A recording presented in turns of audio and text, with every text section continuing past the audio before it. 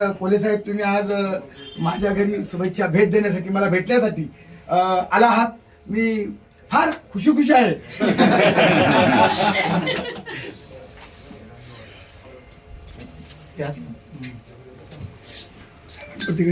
साहेब, देवराम लांडे घ्यायचं का चालू?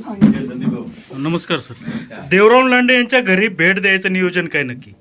खरं तर आज सगळे शिरूर लोकसभा मतदारसंघातील सगळे हबप प्रवचनकार आणि कीर्तनकार यांच्यासाठी आपण संपूर्ण शिरूर लोकसभा मतदारसंघामध्ये एक आरोग्य शिबिर घेतलेलं आहे.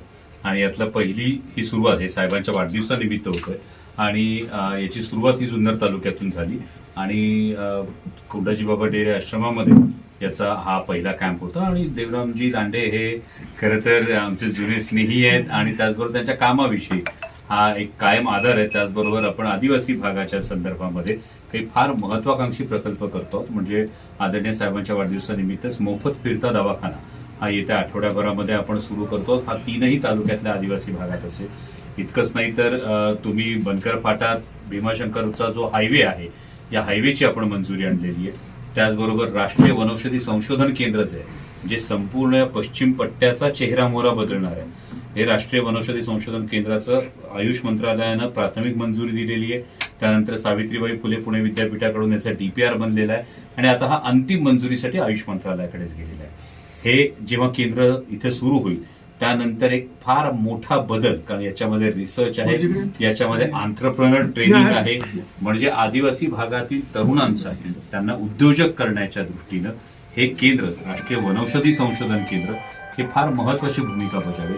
हे प्रकल्प मार्गी लागतात. त्याचबरोबर जो तळेगाव चाकण शिक्रापूर हायवेवरचा लोड कमी करण्याच्या दृष्टीने आपण कर्जत, वाडा, राजगुरुनगर, शिरूर हा पर्यायी मार्ग हे करतोय. याचं आता सर्वेक्षण पीडब्ल्यूडीच्या माध्यमातून होतंय.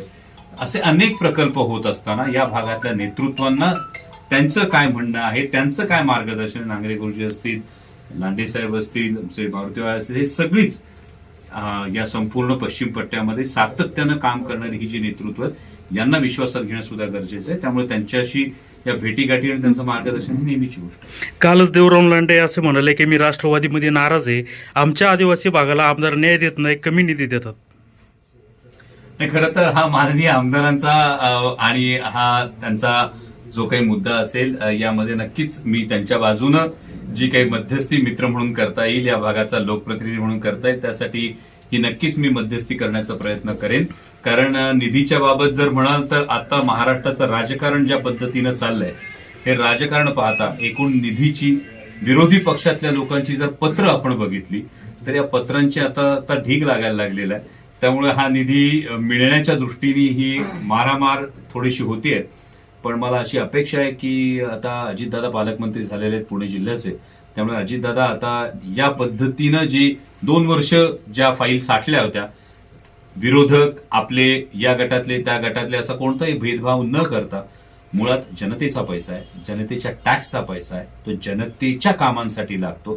तर त्यामध्ये कोणत्याही राजकीय पक्षाच्या व्यक्तीनं, कोणत्याही नेत्यानं हा कोणत्या गटाचा आहे, हा कोणत्या पक्षाचा आहे हे पाहू नये असं मला वाटतं. कारण विशेषतः शिरूर लोकसभा मतदारसंघामध्ये 22.5 लाख लोकांचं प्रतिनिधित्व करत असताना लोकांच्या तेवढ्या अपेक्षा आहेत, लोकांच्या त्या गरजा आहेत, अनेक ठिकाणी जी कामं प्रलंबित आहेत.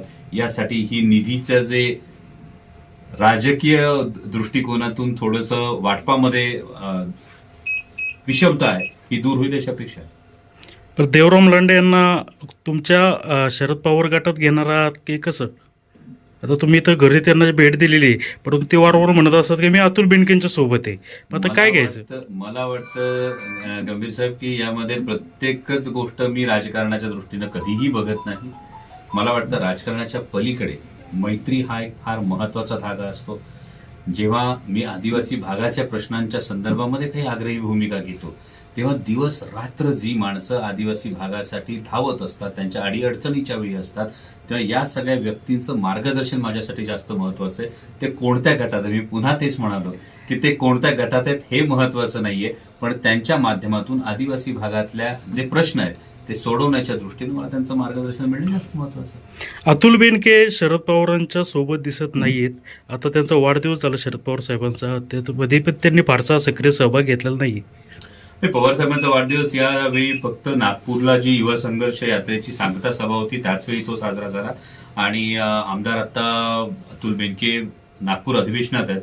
अधिवेशन संपल्यानंतर सविस्तर त्यांच्याशी एकदा चर्चा मी करेन आणि त्यानंतर त्याविषयी भाष्य करणं उचित ठरेल. पण मला असं वाटत नाही, कारण बेनके परिवाराचे आदरणीय पवार साहेबांशी फार जुने ऋणानुबंध आहेत आणि तब्बल 8 वेळा विधानसभेचं तिकीट हे एका परिवारात देण्याचं उदाहरण हे महाराष्ट्रात तुम्हाला अभावानच आढळेल. इतका जुना स्नेह हा बेनके परिवाराचा आदरणीय पवार साहेबांबरोबर आहे. त्यामुळे पवार साहेबांच्या विषयी आमदार अतुल बेनके यांची काय भूमिका आहे ती त्यांच्याशी प्रत्यक्ष चर्चा केल्यानंतर स्पष्ट करणं जास्त संयुक्तिक राहील. त्यावर आकारण तर्क लढवणं योग्य नाही. तुम्ही सुरुवातीपासून पवार साहेबांच्या सोबत आलात. देवराम लांडेंची भूमिका अद्याप स्पष्ट झालेली नाही. तुमचा त्यांना सल्ला काय असेल? माझा शिवजन्मभूमीतल्या प्रत्येक माणसालाच हा सल्ला आहे, पुणे जिल्ह्यातल्या प्रत्येकाला हा सल्ला आहे की आपल्या समोर उदाहरण आहे. गेली 55 वर्ष चंदनासारखा देह झिजणारा जर कोणी व्यक्ती असेल, जो काही चेहरा मोहरा बदललाय, जुन्नर तालुक्याचा असेल, आंबेगाव तालुक्याचा असेल, पलीकडच्या खेड तालुक्याचा असेल, यामध्ये आदरणीय शरदचंद्रजी पवार साहेबांचं योगदान आहे हे प्रत्येकाला माहिती आहे, प्रत्येकाला ठाऊक आहे. आणि मला असं वाटतं की आपण तर शिवजन्मभूमीतल्या छत्रपती शिवाजी महाराजांनी फार मोठा आदर्श घालून दिला की छत्रपती शिवाजी महाराज जेव्हा आग्र्याच्या दरबारात शहनशाह औरंगजेबासमोर उभे असतील तेव्हा जर छत्रपती शिवाजी महाराजांनी फक्त दख्खनची सुभेदारी स्वीकारली असती तर स्वराज्यापेक्षा सुद्धा मोठा प्रदेश त्यांना मिळाला असता. पण छत्रपती शिवाजी महाराजांनी मान झुकवणं मंजूर केलं नाही, तर ताठ मानेनं नजरेला नजर भिडवणं मंजूर केलं. हा संस्कार या मातीचा आहे, हा संस्कार या शिवजन्मभूमीचा आहे. ही शिवजन्मभूमी तत्वांसाठी, मूल्यांसाठी लढणारी आहे. आणि मला वाटतं हा छत्रपती शिवाजी महाराजांचा आदर्श शिवजन्मभूमीतला प्रत्येक मावळा हा आपल्या मनाशी नक्की जागा ठेवेल अशी अपेक्षा आहे.